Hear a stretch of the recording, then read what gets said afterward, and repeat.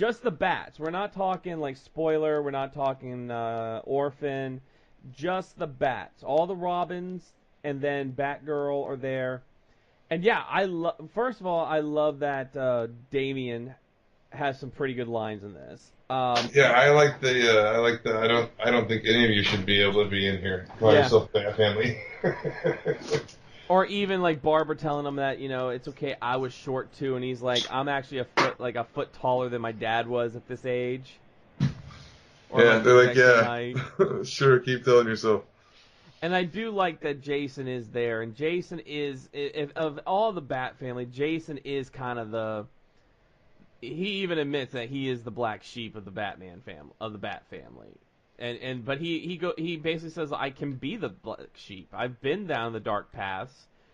I've done the stuff that none of you all else could do or would do. So he kind of sympathizes with what Batwoman had to do in the killing of Clayface. Well, he more or less says that he doesn't use his guns. He stays non-lethal out of respect for Bruce and the family in the Batcave, but he's not above doing what's got to be done. And so he thinks that you don't just kick somebody out for that. I mean, he talks about redemption. Now, Barbara goes the other aspect. She just tries to analyze Bruce. Yeah. Which, good luck with that. Yeah. I mean, really, at this point, Batgirl, you don't really have a leg to stand on with the Bat family. You've been MIA for so long doing your own bullshit and your freaking Doc Martens. It's like... Yeah, I don't know what's going on with her because I don't read the Batgirl comic at all, and I don't... I basically just read Batman and Detective, and you get your Bat family that way. I don't read all the other side Bat titles. I mean, I read Nightwing and I read Red Hood.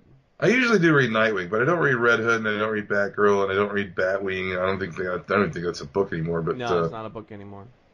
But I never read that, and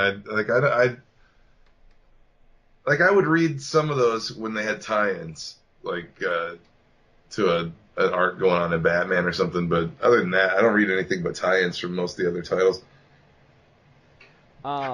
So I mean, a really good. It's a good book. It's a solid book in keeping with this current storyline. Not extra. Yeah, well, you also got Kate. Kate's going to work for her dad. She's going to go work with that group, the Colony. Yeah. And head that up she's not going to be the Bat anymore, I guess. I think the last one that we both read was Mera, Queen of Atlantis.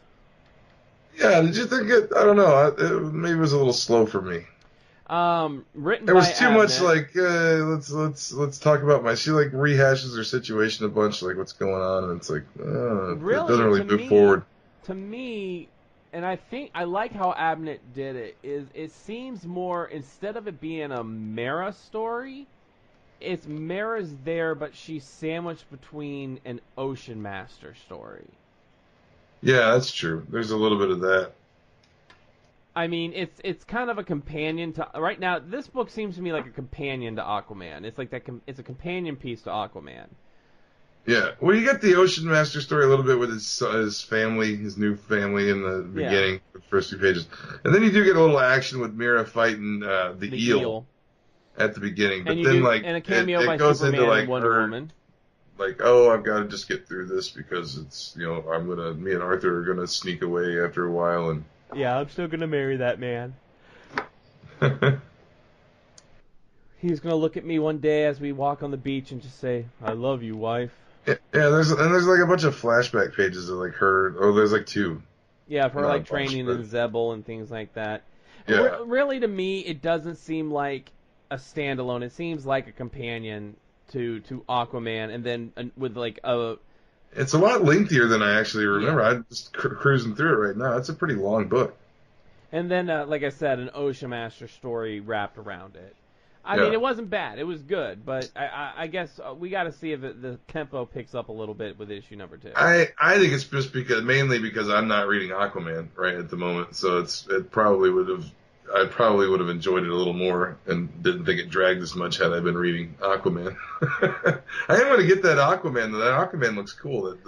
latest arc. maybe understanding like what happened to Mara when she went through the crown of thorns and everything like that, it would make a little more sense. See, they mentioned that in passing in this, and I didn't read that when that happened, and I'm sure that was probably impactful. So, I don't know. I it seemed like it was like now that I'm looking through it, it's a lot longer book than I remember. There's a lot more like action in it, and than I remember, and you get the Ocean Master stuff. But yeah, there's a few, there's more than a few pages of her sitting around talking to Superman and Wonder Woman, just sitting around kind of talking to it. She once goes to the who's this lady? She's like a Tula.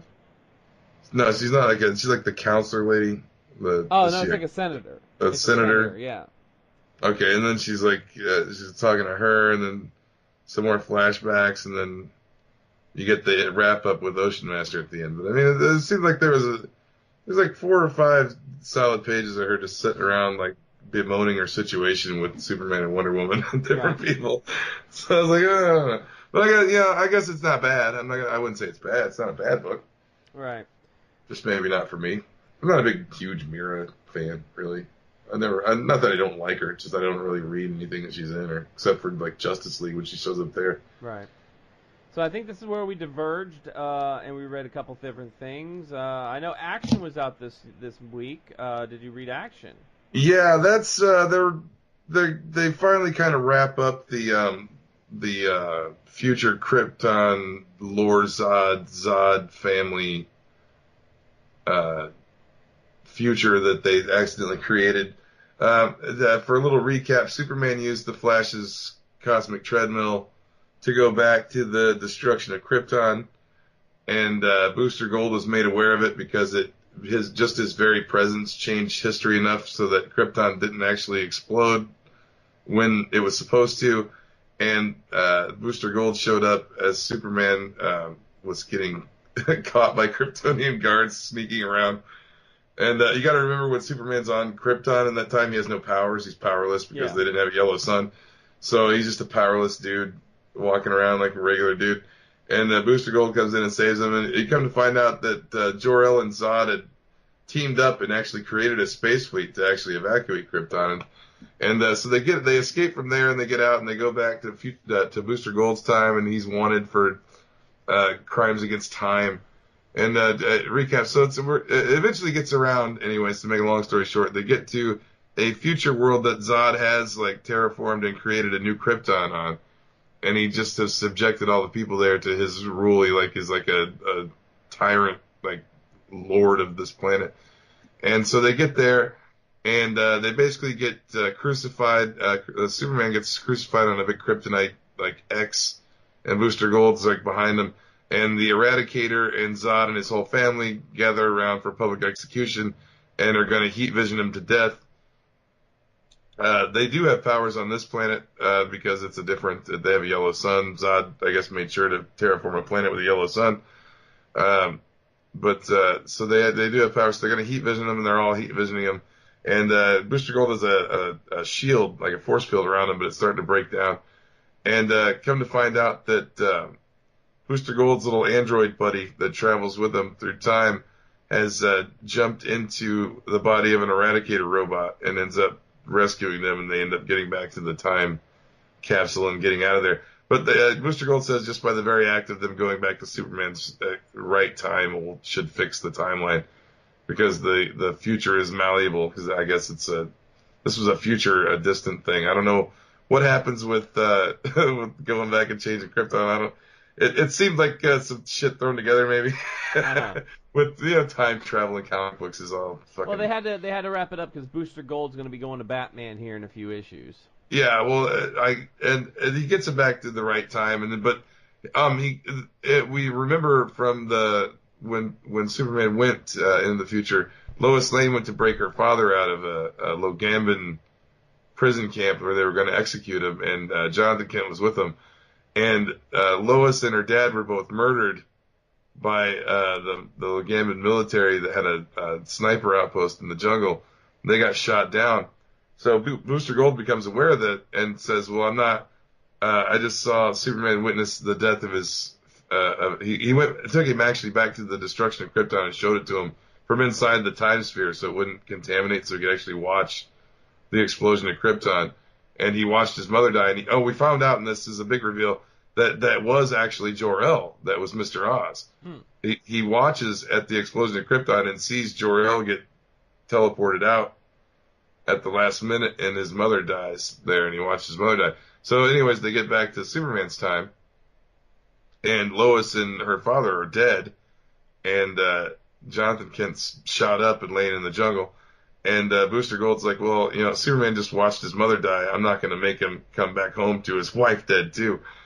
And so Booster Gold actually goes back and breaks the law and changes time and saves Lois and her father at the last minute. So he does change the past, technically. But I guess he's operating from the viewpoint that they technically left before that happened. So it was their future to change. Coming back and divert the timeline. I don't know where they're going with that. Booster Gold seems to think he's in some kind of trouble for doing it, but he did Superman a favor and brought Lois back to life and saved their lives. So there's going to be some. Maybe that's how he ends up with Batman. He's going to get punished. He gets sent to go hang out with Bruce. Maybe. I took a look at Hellblazer this week. Constantine cannot catch a break. I'm telling you what. He just can't catch a break. So this is the start of a brand new arc. Tim Seeley writing it. David Fabry as the artist. The Good Old Days is the name of this. So Constantine finds himself in a predicament where Chief he can't get it up. Yeah, this is what I meant to get the Hellblazer, and I didn't have time. I squeezed a couple more in this afternoon, but so he can't get it up, Chief. He's about to snog this girl, and he can't get it up. But until he realizes that there has to be like a little bit of like danger involved for him to actually, danger and a little bit of egotism for him to be able to get it up. And it does tie back into the story arc with the Norse dwarves. Oh, really? Because he mentions that one of the big he's like, the last time I could really ever do anything was with Chief Inspector Ames, the girl from that, back when he was a punk kid, had shagged in the bathroom and everything. So he goes to find her. And shows up at her house, and he sees smoke coming out from under the door, so he kicks the door open, and he finds himself in hell, face-to-face with Nurgle. And Nurgle's like, it's not time, Constantine, but your world's about to be our world. Well, we find out that there used to be a gang in London. That's where they come warn him like that. Yeah. Why would he do that? But there was a gang in London with these three brothers, and two of the brothers were killed. And the third brother denounced their ways and became a pastor. Well, he has found a way to resurrect his brother's spirits, or at least one of them, and that brother now inhabits Inspector Ames's body. So I liked it. It was a good setup issue. There was a lot more jokes in it about Constantine not being able to get it up. I thought those were actually kind of funny. It kind of felt more like a mature book than like a normal superhero story. Well, I mean, it kind of should be. Yeah. I mean, the Vertigo stuff wasn't like kid stuff, really. So I enjoyed it. I can't wait to see what happens next. This is one of those books where very rarely is there anything astounding in it. But it's still, for me, it's just a fun read with Constantine. It's just fun to see what the next Constantine seems to be kind of a long game to read. I mean, because stuff happened, like they're tapping back to those dwarves again now. Like that happened months ago. 2 arcs ago, yeah. It's a long game book, so I enjoy it. One of the other ones I read was The Flash. This one was pretty good. It's the last time Grodd had stolen Barry Allen's powers. Barry Allen's just powerless. And he's using Mina, who is the negative Flash now, and Multiplex, and they've set up this tower on top of a building where Grodd is siphoning Speed Force from everybody. Any speedsters are getting their Speed Force siphoned off, but he stole all of Barry Allen's power, basically, and the other speedsters are starting to get a little bit drained. They still have powers, but they're getting a little bit drained. So Wally West comes and